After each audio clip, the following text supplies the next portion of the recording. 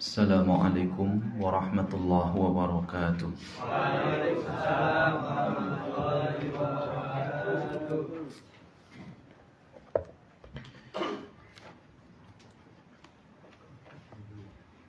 Alhamdulillah, wassalatu wassalamu ala rasulillah wa ala alihi wa sahbihi wa man walah, la hawla wa la quwata illa billah, amma ba'd. Jamaah Bapak Ibu sekalian yang dimuliakan Allah Subhanahu wa taala, bersyukur pada kesempatan pagi ini kita bisa berkumpul kembali di tempat yang mulia ini. Alhamdulillah, insyaallah kita akan melanjutkan pembahasan Kutaib Aqidatu Ahli Sunnati wal Jamaati yang ditulis oleh Al-Allamah Fadilatul Syekh Muhammad bin Shalih Al-Utsaimin, ghafarallahu lahu wa liwalidayhi wa lil muslimina jami'an.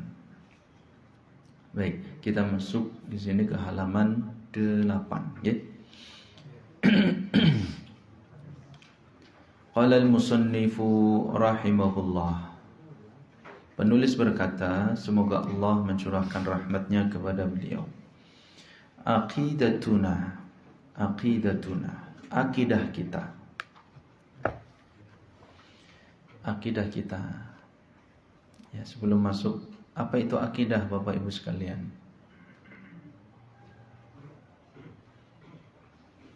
Akidah itu apa? Kelaluan gunung, suwe banget. Akhlak sanes, Pak.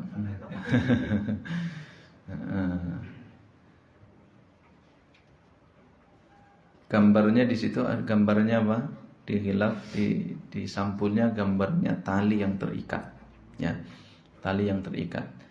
Jadi akidah itu adalah mengikatkan diri kita terhadap sesuatu. Jadi kalau kita sudah tidak mengikatkan hati kita terhadap sesuatu, artinya sudah tidak percaya lagi, sudah lepas. Maka akidah kita di sini, akidah adalah kepercayaan kita, keyakinan kita. Maka ini berarti amalan hati. Amalan hati. Kemarin di muqaddimah bahwa jalan keselamatan itu adalah jalan yang sudah ditempuh oleh Rasulullah Sallallahu Alaihi Wasallam dan para sahabatnya. Itu yang sudah fix, sudah selesai. Wa may yattaqi ghayra sabilil mu'minin nuwallihi ma tawalla wa nuslihi jahannam wa sa'at sa'ira. Maka barang siapa yang dia mencari jalan selain jalannya orang-orang beriman, maka akan aku biarkan dia dalam kesesatan, kata Allah. Lalu kami lemparkan, kami giring mereka ke dalam neraka jahanam. Dan neraka jahanam adalah seburuk-buruknya tempat kembali. Maka akidah di sini adalah mengikatkan diri kita, kepercayaan kita, keyakinan kita terhadap sesuatu. Lalu nak di sini dhamir nak, kata ganti nak, kami, akidah kita, kami atau kita, kepercayaan atau keyakinan kita. Yang dimaksud kita di sini itu apa? Yaitu yang disebutkan atau yang tertulis di dalam sampul itu, yaitu ahlu sunnah wal jamaah. Jadi akidah kita maksudnya adalah akidah, kepercayaan, keyakinan ahlu sunnah wal jamaah. Nah, ahlu sunnah wal jamaah napa Bapak Ibu sekalian? Kulalan dulu. Ahlu sunnah wal jamaah kemarin kita simpulkan adalah kata Nabi SAW, ma ana alaihi wa ashabi wa hum muttafiquna alal haqq. Ahlu sunnah adalah mereka orang-orang yang berada di atas jalanku dan jalan para sahabatku. Atau ahlu sunnah itu adalah orang-orang yang berada di atas aku dan para sahabatku di jalan tersebut, di rule tersebut, di garis tersebut. Dan mereka semuanya muttafiqun 'alal haq, bersatu di atas kebenaran. Lalu yang menjadi pertanyaan kita, konsep kebenaran itu tolak ukurnya apa?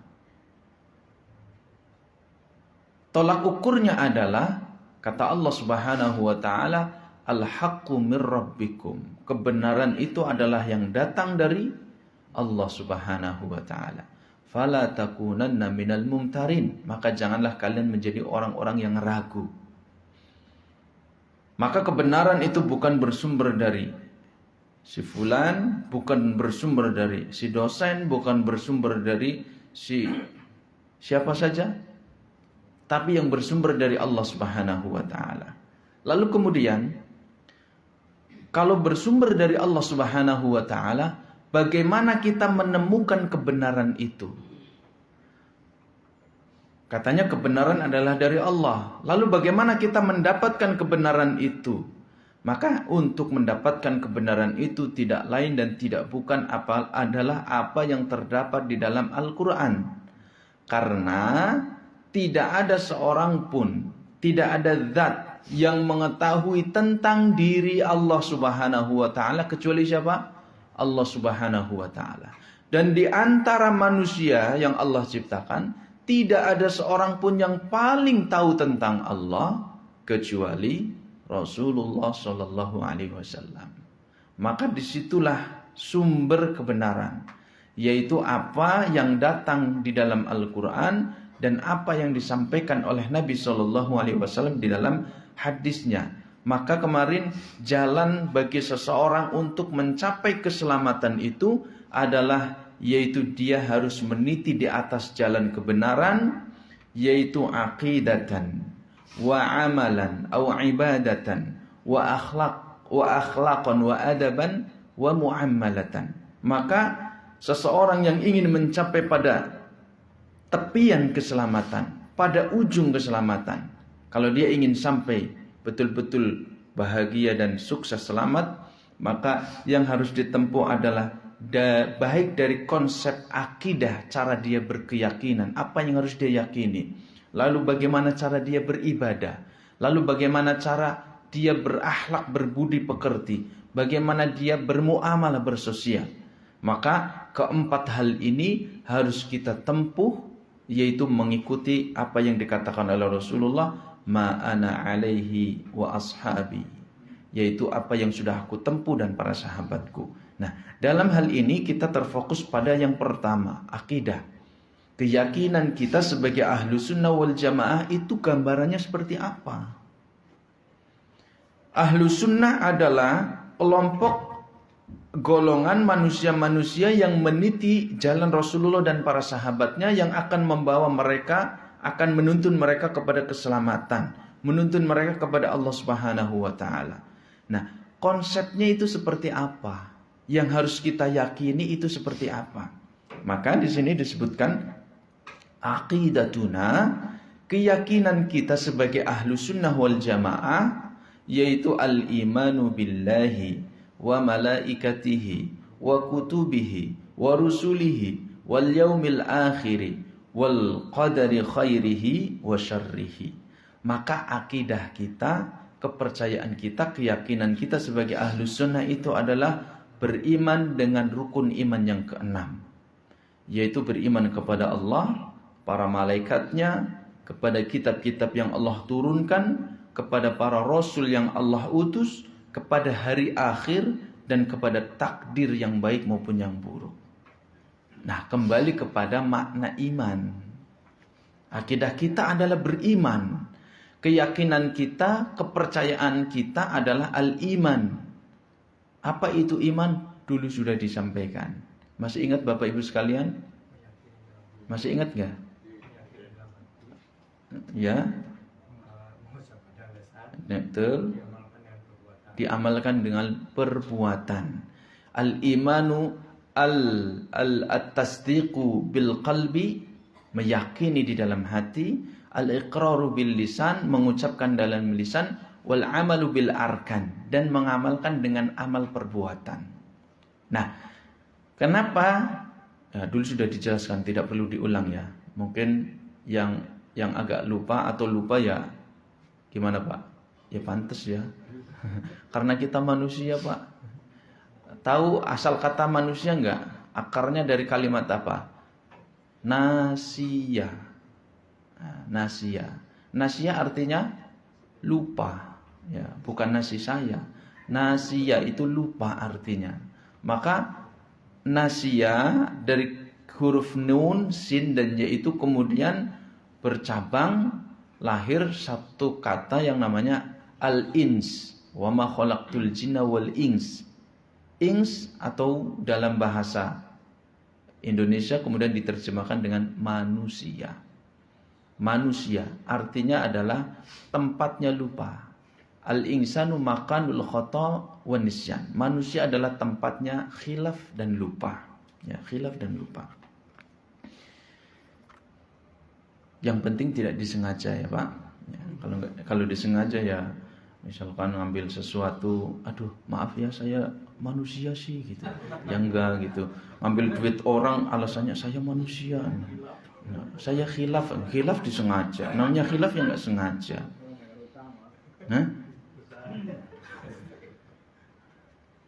Al-iman, kembali lagi di sini ya. Saya tambahkan sedikit tentang iman di sini. Dulu sempat saya singgung bahwa kenapa memakai al-iman bukan memakai kata at-tasdiq, membenarkan, padahal makna iman itu adalah tasdiq. Karena hampir semua ini di sini rata-rata adalah perkara-perkara yang gaib. Jadi membutuhkan keyakinan di sini. Jendela adalah sesuatu yang kasat mata, kita bisa melihatnya, nampak.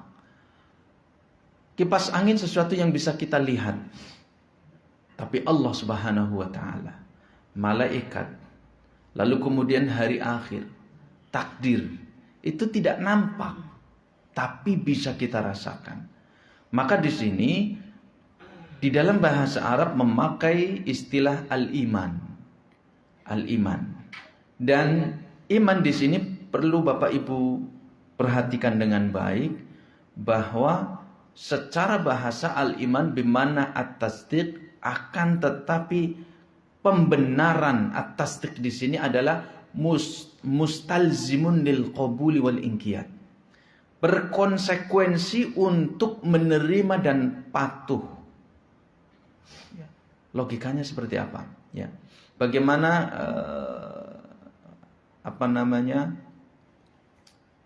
cara berpikirnya itu seperti apa?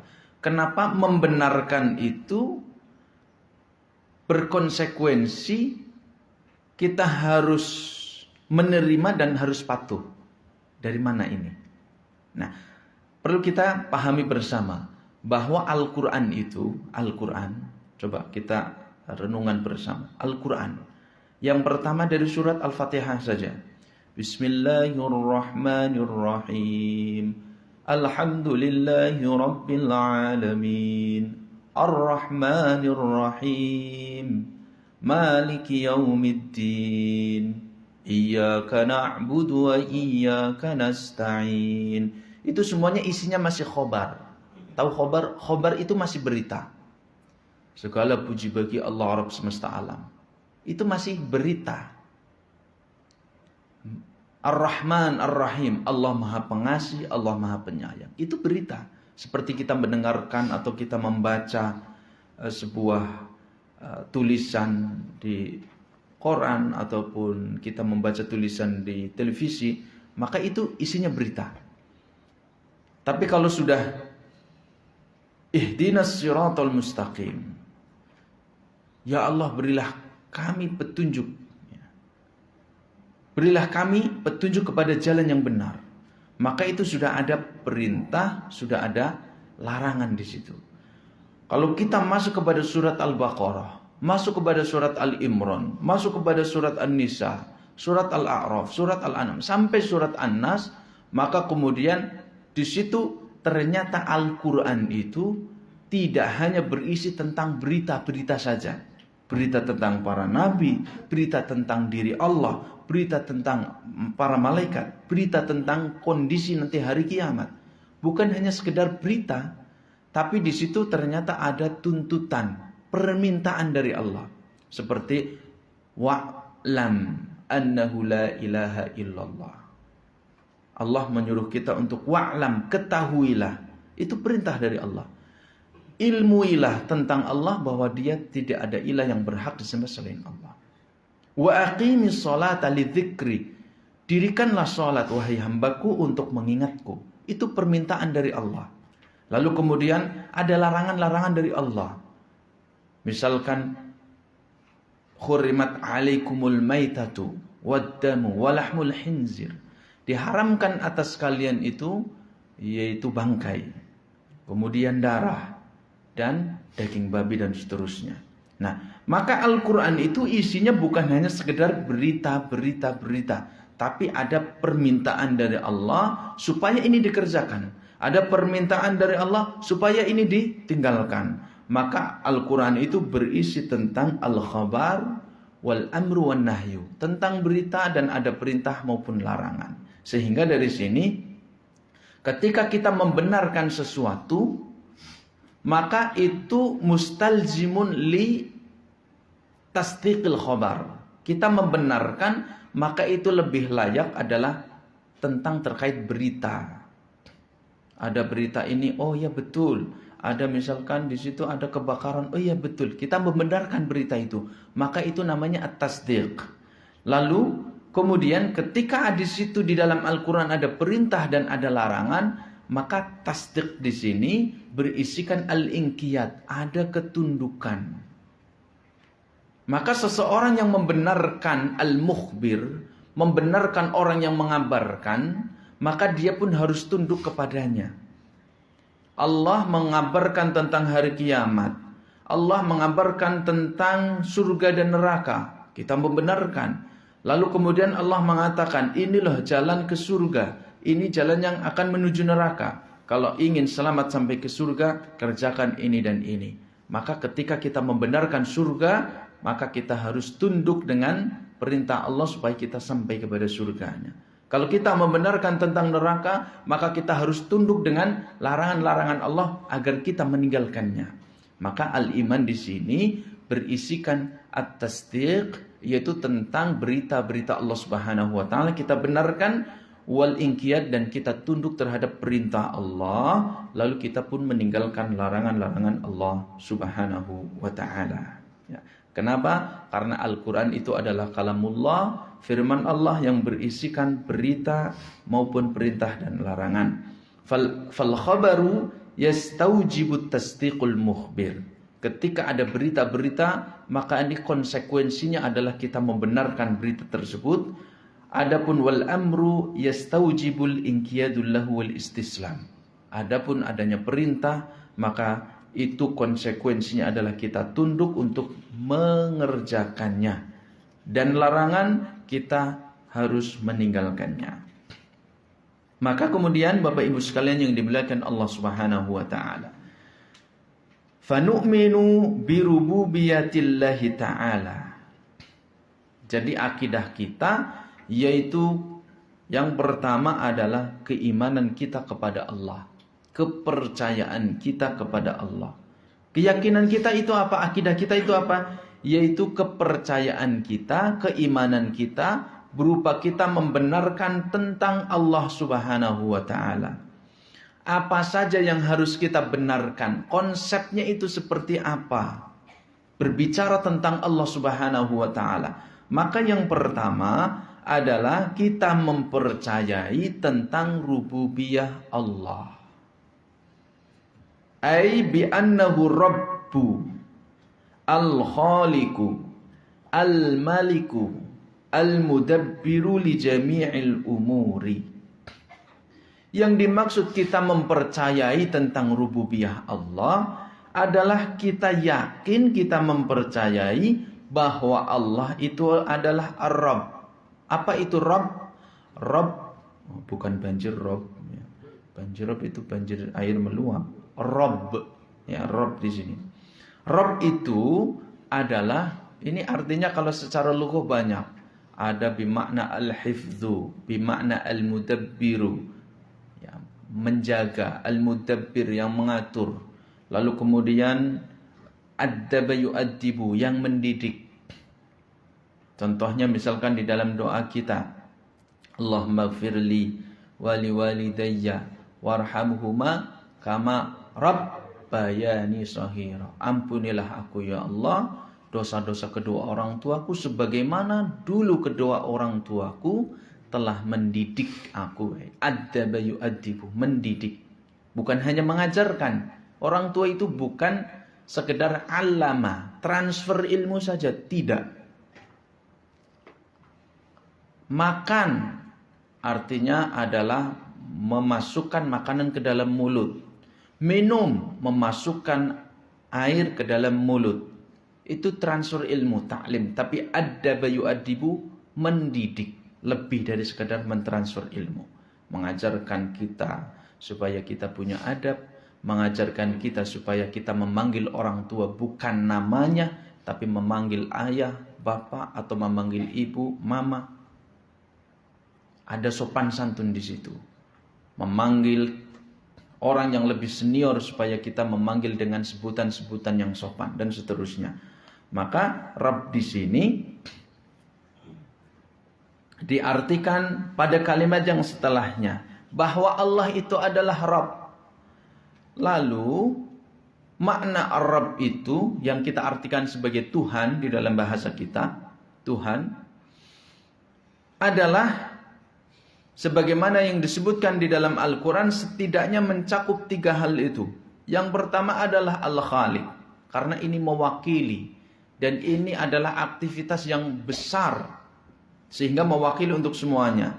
Yang pertama, Rabb itu adalah Al-Khaliq. Tuhan itu adalah Khaliq, yang menciptakan. Yang diciptakan makhluk. Makhlukun. Penciptaannya khalqun.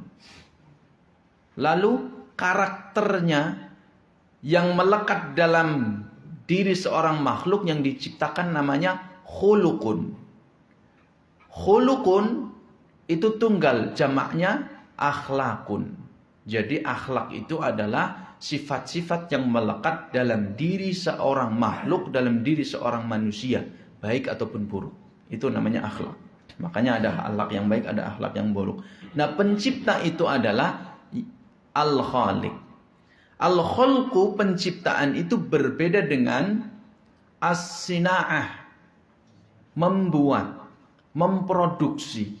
Al-Khalqu itu adalah ijadu syai' minal adam ilal wujud, yaitu menjadikan sesuatu dari yang tidak ada menjadi ada. Maksudnya apa? Dari unsur yang terkecil itu tidak ada. Bahan-bahan untuk membuatnya itu tidak ada. Itu namanya penciptaan. Tapi as-sina'ah, memproduksi itu adalah membuat dari yang tidak ada menjadi ada, tapi bahan-bahannya sudah ada. Membuat mobil, tapi bahan dasarnya ada. Ada bajanya, ada kemudian karet untuk bikin bannya, ada kemudian kabel-kabel untuk bikin kelistrikannya, dan seterusnya. Kemudian diproduksi, digabungkan menjadi sebuah mobil. Tapi kalau menciptakan, maka itu sebelumnya tidak ada dan materi-materi penyusunnya tidak ada. Lalu kemudian diadakan. Maka itu Al-Khaliq. Lalu kemudian Al-Malik. Al-Malik itu adalah menguasai, merajai, memiliki. Maka Rabb itu adalah yang menguasai, yang memiliki. Al-Mudabbir itu adalah yang mengatur. Mengatur. Li jami'il umur. Semua perkara. Nah, kita pahami, dari mana kita memahami bahwa yang namanya Tuhan itu adalah yang menciptakan, yang kemudian mengatur, kemudian memiliki atau merajai, menguasai. Maka tadi kita kembali kepada dalil yang pertama yang sudah disebutkan, al-haqqu mir rabbikum falatakunanna minal mumtarin. Maka yang menjadi barometer itu adalah Allah Subhanahu wa ta'ala. Kebenaran yang bersumber dari Allah Subhanahu wa ta'ala. Dari mana kita mengetahui kebenaran bersumber dari Allah? Yaitu dari Al-Quran. Karena Al-Quran itu adalah kalamullah, firman Allah Subhanahu wa ta'ala. Sehingga ketika kita memahami bahwa Rabb itu adalah sang pencipta, Jadi kalau ada seseorang disebut Rabb, kamu adalah Tuhan, tapi tidak mampu untuk menciptakan sesuatu yang dari unsur-unsur sebelumnya tidak ada, sekecil apapun menjadi ada, maka dia bukan layak, tidak layak dijadikan sebagai Rabb. Ya. Kita lihat dalilnya. Al-Khaliq. Ya, kita ambilkan faedah dari kitab yang lain. Allah Subhanahu wa taala berfirman, "Ala lahul khalqu wal amru." Ketahuilah, adalah hak Allah menciptakan dan mengaturnya. Adalah hak dia, maksudnya hak Allah, lahu adalah milik Allah, hak Allah untuk menciptakan dan mengatur. Hal min khaliqin ghairullahi yarzuqukum minas sama'i wal ard. Di dalam surat Fatir ayat 3 disebutkan, Allah bertanya kepada makhluknya, apakah ada pencipta selain Allah Subhanahu wa taala yang memberikan rizki kepada kalian dari langit maupun dari bumi? Nah, di dalam dua ayat ini Allah Subhanahu wa taala menegaskan bahwa al-khalqu, penciptaan itu adalah murni milik Allah Subhanahu wa taala. Jadi Allah di sini menjelaskan secara gamblang, tidak ada seorang pun yang mampu untuk menciptakan. Karena menciptakan itu adalah hak prerogatif Allah. Murni milik Allah Subhanahu wa taala. Andai ada, tapi itu tidak mungkin. Karena itu Allah menanyakan kepada hambanya, hal min khaliqin ghairullah yarzuqukum minas sama'i wal ard. Jawabannya, semua sepakat makhluk akan menjawab, tidak ada ya Allah. Ya, tidak ada. Lalu Allah mengatakan, ketahuilah, penciptaan itu, mengatur itu adalah murni hak Allah Subhanahu wa taala. Nah, dengan demikian, maka ketika kita mengimani, kita beriman dengan rububiyah Allah, adalah kita mengimani, kita mempercayai bahwa semua penciptaan ini semata-mata hanya Allah Subhanahu wa taala. Lalu kemudian Bapak Ibu sekalian yang dimuliakan Allah, bagaimana kita memahami sebuah ayat yang ada di dalam surat Al-Mu'minun ayat 14. Allah Subhanahu wa taala berfirman, "Fatabarakallahu ahsanul khaliqin." Ya, silakan ditulis misalkan ayat Al-Mu'minun, surat Al-Mu'minun ayat 14, nanti bisa dibuka lagi di rumah. Maha suci Allah, ahsanul khaliqin, sebaik-baik pencipta. Apa bedanya Bapak Ibu sekalian ayat ini dengan ayat sebelumnya? Di ayat sebelumnya Allah menegaskan pencipta satu-satunya itu hanya Allah. Ala lahul khalqu wal amru. Lalu kemudian Allah juga berfirman, hal min khaliqin ghairullahi yarzuqukum minas sama'i wal ard. Satu-satunya pencipta hanya Allah. Tidak ada zat selain Allah yang mampu menciptakan.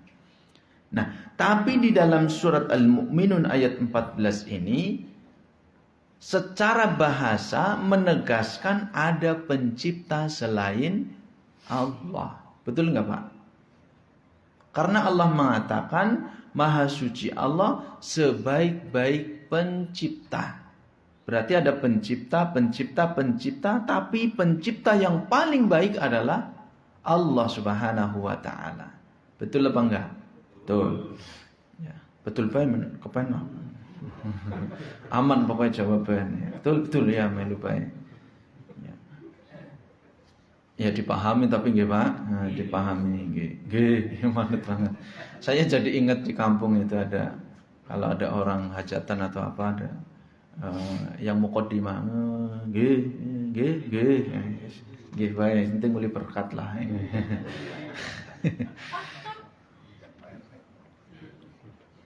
Lalu bagaimana menambahkan yang tadi? Kita memahami hadis.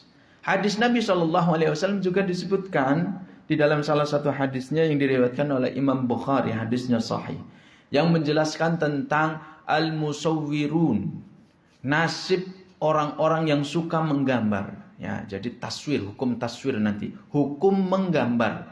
Nah, nanti para ulama berbeda pendapat yang dimaksud taswir itu apakah jepret memakai kamera atau hanya terfokus dengan menggambar pakai tangan atau memahat membuat patung. Para ulama berbeda pendapat tentang makna taswir.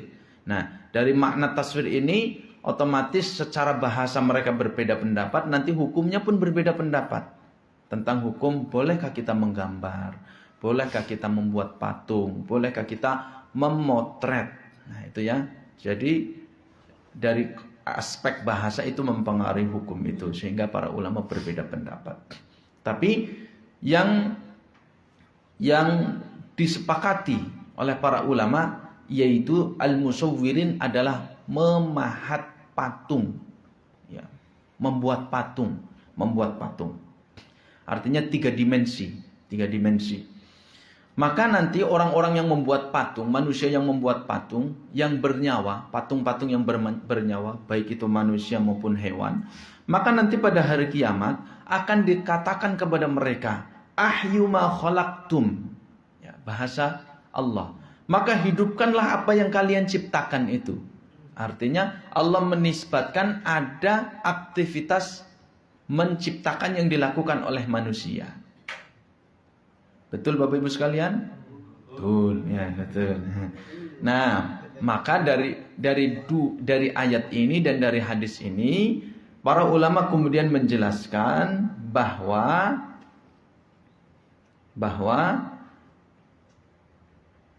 fahadha laisa khalqan haqiqatan wa laisa ijadan ba'da adam. Maka kalimat penciptaan yang ada di dalam hadis tersebut atau Allah mengikrarkan, menyatakan ada pencipta-pencipta selainnya dan sebaik-baik pencipta adalah Allah Subhanahu wa taala sebagaimana disebutkan di dalam surat Al-Mu'minun ayat 14, itu adalah penciptaan bukan dalam makna hakikat, bukan dalam makna yang sebenarnya. Laisat haqiqatan, bukan hakikatnya. Dan bukan sebuah mengadakan sesuatu dari yang tidak ada menjadi ada. Tapi tahwilul lisyai min halin ila hal. Dia adalah penciptaan yang terbatas. Pembuatan atau produksi yang terbatas. Tidak sama dengan penciptaan yang dilakukan oleh Allah Subhanahu wa ta'ala. Dia itu mahsurun. Jadi hanya terbatas. Dia hanya membuat atau merubah dari satu bentuk ke bentuk yang lain. Bukan membuat dari sesuatu yang tidak ada menjadi ada. Itu bedanya. Jadi harus kita pahami bahwa di dalam ayat ini yang dimaksud pencipta itu adalah penciptaan yang terbatas. Tidak yang dimaksudkan oleh Allah Subhanahu wa ta'ala di dalam surat Fatir ayat 3 maupun surat Al-A'raf ayat 54. Hal min khaliqin ghairullahi yarzuqukum minas sama'i wal ard atau ala lahul khalqu wal amru. Al-Malik. Ya, Al-Malik. Kata Allah Subhanahu wa taala di dalam surat Ali Imran ayat 189, "Walillahi mulkus samawati wal ard." Walillah, hanya milik Allah. Mulkus samawati wal ard, kerajaan langit-langit dan bumi. Kekuasaan langit-langit dan bumi. Lillah, hanya milik Allah. Di dalam surat Al-Mu'minun ayat 88 Allah juga berfirman, hal man biyadihi malakutu kulli syai'in. Apakah, katakanlah, siapakah yang di dalam tangannya tergenggam kerajaan atau kekuasaan segala sesuatu. Maka di sini Allah ingin mengajak kita berbicara, ingin mengajak kita berpikir, memakai hati dan pikiran kita supaya kita memahami bahwa menggiring otak kita, adakah yang mengatur, adakah yang menguasai alam semesta ini selain Allah? Tidak ada. Semua kerajaan ini, semua kekuasaan ini hanya semata-mata milik Allah. Itu maksudnya. Jadi ketika kita beriman tentang rububiyah Allah, bahwa kerajaan ini, kekuasaan yang ada di langit dan di bumi itu semata-mata hanya milik Allah. Tidak ada satupun yang menguasainya. Lalu bagaimana dengan firman Allah Subhanahu wa taala di dalam surat Al-Mu'minun ayat 6? Illa ala azwajihim aw ma malakat aymanuhum fa innahum ghairu malumin. Kecuali atas istri-istri mereka atau hamba sahaya yang mereka miliki, malakat. Fa innahum ghairu malumin, maka sesungguhnya mereka telah tidak tercela. Di sini ada kalimat malakat. Malakutu di dalam surat Al-Mu'minun 88, surat Al-Mu'minun ayat 6 malakat. Ya, ini fi'al, kata kerja. Artinya sama, menguasai, merajai. Nah, di dalam ayat ini menjelaskan bahwa ada kepemilikan selain Allah. Padahal di ayat tadi, adakah yang menguasai, merajai apa yang ada di langit dan bumi selain Allah? Tidak ada. Semua itu milik Allah. Loh, ini kan bagaimana dengan hamba sahaya yang dimiliki oleh seorang tuan? Nah, maka seperti makna yang tadi sudah dijelaskan tentang Al-Khaliq, ada makna hakikat, ada makna yang bukan hakikat. Kepemilikan mutlak itu adalah milik Allah, tapi kepemilikan parsial itu Allah akui. Ada manusia memiliki budak, manusia memiliki handphone, manusia memiliki baju, manusia memiliki rumah, manusia memiliki kendaraan mobil dan seterusnya. Itu adalah kepemilikan yang parsial, sifatnya sebagian, tidak mutlak. Tapi kalau semuanya ini adalah milik Allah Subhanahu wa taala. Wal mudabbir, ya al-mudabbir. Di dalam surat Yunus ayat 31 dan 32. Maka Allah Subhanahu wa taala berfirman, "Qul man yarzuqukum minas sama'i wal ard." Katakanlah, siapa yang memberikan rizki kepada kalian dari langit maupun dari bumi. Amma yamlikus sam'a wal absar. Dan siapakah yang dia memiliki kekuasaan untuk menciptakan pendengaran dan penglihatan. Wa may yukhrijul hayya minal mayyit. Siapa yang kuasa untuk mengeluarkan yang hidup dari yang mati. Wa yukhrijul mayyita minal hayy. Yang kuasa untuk mengeluarkan yang mati dari yang hidup, kebalikannya. Wa may yudabbirul amra. Dan yang kuasa untuk mengatur perkara, mengatur segala urusan. Fasayaqulunallah. Orang-orang kafir pun akan mengatakan semua itu hanya Allah Subhanahu wa taala yang mampu, yang kuasa untuk melakukannya. Qul faqul afala tattaqun. Maka Allah mengatakan, katakanlah, mengapa kalian tidak bertakwa, tidak takut kepada Allah Subhanahu wa taala. Fadzalikumullahu rabbukumul haq. Kalau dengan demikian, kalau kalian sudah mengetahui yang menciptakan, yang memberi rizki, yang mengatur semuanya ini adalah Allah, maka Allah itu adalah Rabbukum. Dialah yang berhak menjadi Rabb kalian. Famadza ba'dal haqqi, maka adakah setelah kebenaran, maka tidak ada setelah kebenaran illa dhalal, kecuali kesesatan. Fa anna tusrafun, maka bagaimana kalian itu dipalingkan dari jalan kebenaran. Nah, di sini ada kalimat wa may yudabbirul amr. Allah menanyakan siapakah yang punya kuasa untuk mengatur segala urusan ini. Maka perwakilan sampai orang kafir pun mengatakan, orang musyrik mengatakan hanya Allah. Fasayaqulunallah. Maka ini sebagai bentuk pengakuan hanya Allah semata-mata yang bisa mengatur semua ini. Semua ini. Maka dapat kita simpulkan, Bapak Ibu sekalian yang dimuliakan Allah Subhanahu wa taala, iman kepada Allah itu harus mencakup, yang pertama adalah al-imanu birububiyah. Percaya kita kepada Allah, ada kepercayaan kita, keyakinan kita tentang rububiyah Allah. Rububiyah Allah itu maksudnya apa? Yaitu af'alur Rabb, aktivitas perbuatan yang dilakukan oleh Allah. Jadi kita meyakini aktivitas itu semata-mata hanya dilakukan oleh Allah, yaitu penciptaannya, mengatur alam segala urusannya, mengatur alam semesta dan segala urusannya, lalu kemudian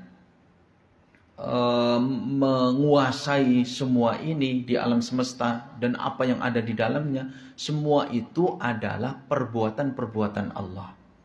Maka kita harus mengimani itu. Dan konsep keimanan itu didasarkan, dilandaskan kepada dalil-dalil Al-Quran yang tadi sudah kita sebutkan. Kenapa kita harus mengimani bahwa yang menciptakan Allah? Karena Allah berfirman demikian. Ini landasan hukumnya. Kenapa kita harus mengimani bahwa yang menguasai kerajaan semua ini adalah milik Allah? Adalah ayat ini yang menyebutkan. Kenapa kita harus meyakini bahwa yang mengatur alam semesta ini adalah Allah Subhanahu wa taala? Maka landasan hukumnya adalah ini.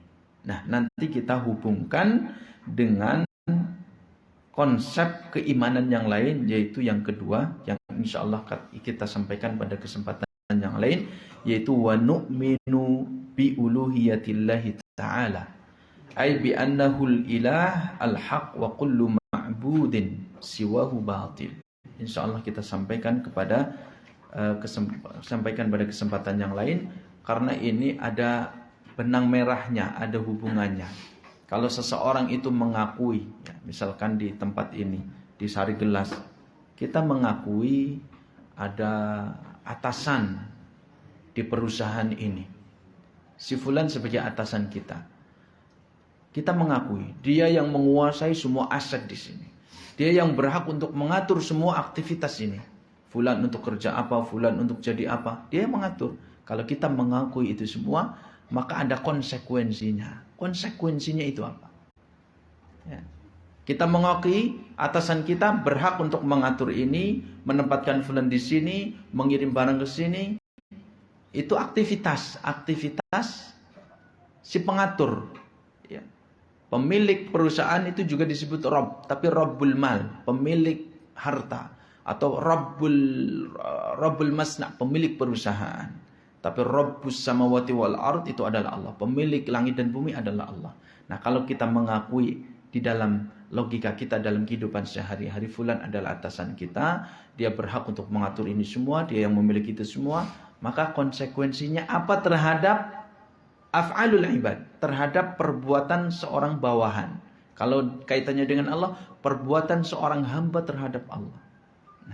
Nanti bisa kita pahami insya Allah supaya kita lebih memahami konsep kehidupan kita, tujuan hidup kita kepada Allah Subhanahu wa taala. Demikian kurang lebihnya, mohon maaf. Semoga ini bisa dipahami dan menambah keimanan kita dan semakin menjadikan kita hamba-hamba Allah yang tunduk dan sesuai dengan apa yang diajarkan oleh Rasulullah sallallahu alaihi wasallam. Subhanakallahumma wa bihamdika asyhadu an la ilaha illa anta astaghfiruka wa atubu ilaik. Assalamualaikum warahmatullahi wabarakatuh.